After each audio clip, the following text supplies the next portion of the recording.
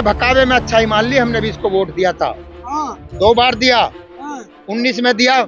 जवानों के नाम पर पाकिस्तान ने मारा दिखा है, हमें क्या पता। मरीजपुरी है, खुद ही बम लगाता, खुद ही निकालता, लपड़ा यही है। ये सरकार की और मीडिया की गपूची गम गम चल रही है देश में। प्रजातंत्र देश है, ये रोक रही है पुलिस जगह जगह। अरे सारी जनता दिल्ली के चारों तरफ फैल गई है, उसे रोक रही है पुलिस। रूबी का लियाकत का मैं नंबर 1, आर भारत का मैं नंबर 1। अपने देख लो जरा, अपने घर बैठ के मोदी जी है। ये मोदी जी कहाँ है जो जनता के बीच में आता हुआ भी डरता है? वो था प्रधानमंत्री जो पब्लिक के बीच में रहता था। ये प्रजातंत्र देश रह गया।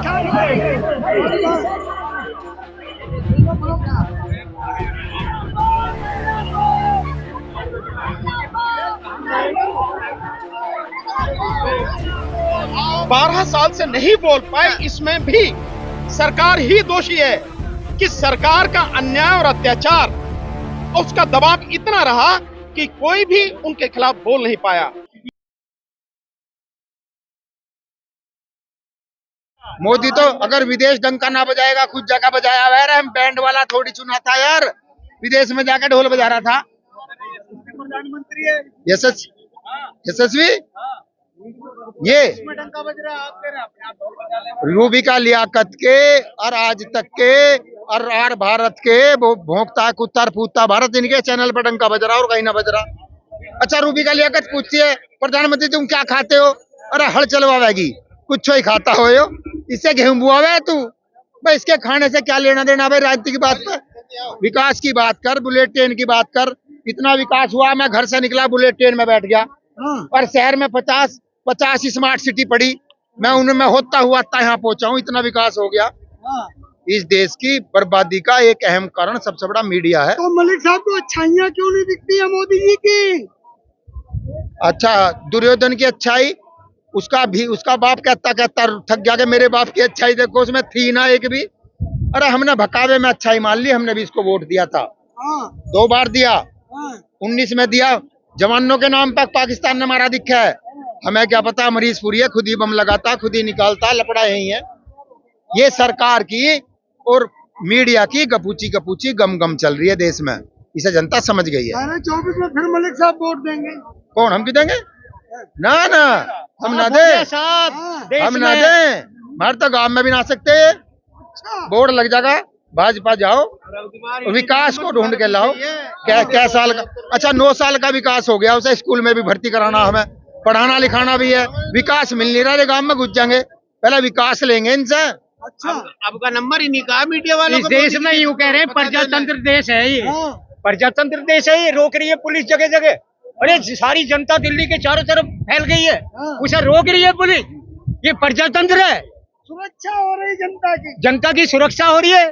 6 साल की उम्र में 52 गांव के किसान आए थे इस पे इंडिया गेट पे, 52 गांव के, और ये सारा एरिया भर गया था। 6 साल की उम्र थी मेरी। बाबर टिकैत के समय नहीं, नेहरू जी के समय में, और वो भी प्रधानमंत्री थे। वो डेली हमसे मिल के जाए करे, डेली। क्या परेशानी है तुम्हें, क्या है? और छोटे छोटे बच्चे भगे रहे, छोटे छोटे बच्चे भगते थे उसके पीछे। क्यों? वो टोपी लाए करे, उनमें भर के कनस्तरों में। अरे चाचा नेहरू वाली है, बच्चे भगे रहे। हम 6 साल के, 5 साल। मोदी जी है। ये मोदी जी कहाँ है जो जनता के बीच में आता हुआ भी डरता है? वो था प्रधानमंत्री जो पब्लिक के बीच में रहता था। ये प्रजातंत्र देश रह गया। 28 तारीख को फिर होगी ये रहने लायक नहीं है देश।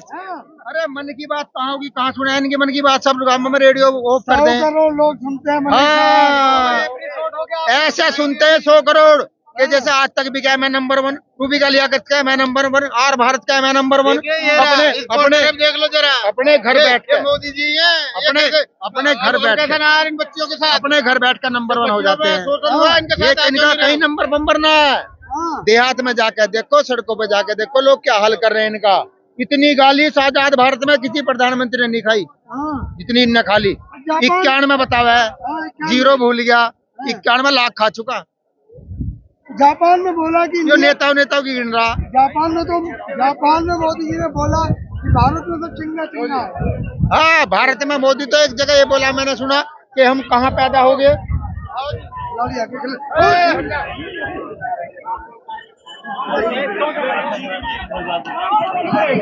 ये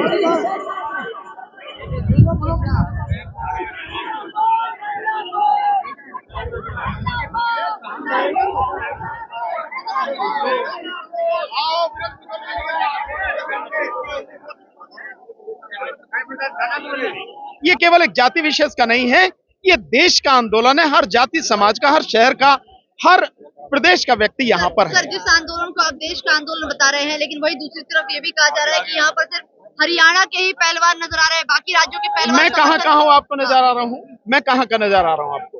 भाई आप कहाँ के हो? छतरपुर से। ये छतरपुर से, मध्य प्रदेश से, और मैं उत्तर प्रदेश से हूँ। और आप हरियाणा के तो बैठे ही बैठे बता रहे हो।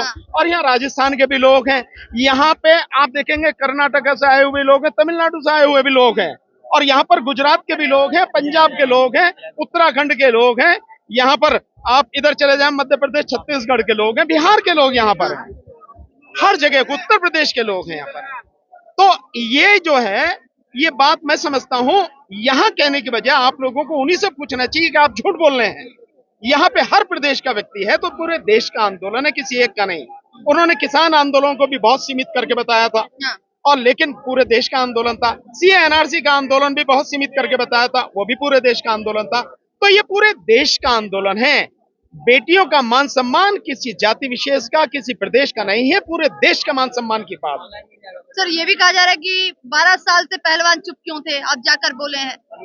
12 साल से नहीं बोल पाए, इसमें भी सरकार ही दोषी है कि सरकार का अन्याय और अत्याचार, उसका दबाव इतना रहा कि कोई भी उनके खिलाफ बोल नहीं पाया।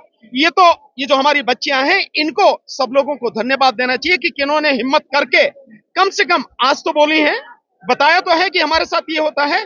और इसको अगर सरकार चाहे तो इसकी गंभीरता को समझे, तो इसकी गहराई में जाके डिटेल में जांच कराए, तो पता लगेगी केवल ये तो बच्चियां बोल रही हैं, और कैसे इतने लोग हैं जो बोल भी नहीं पा रहे होंगे।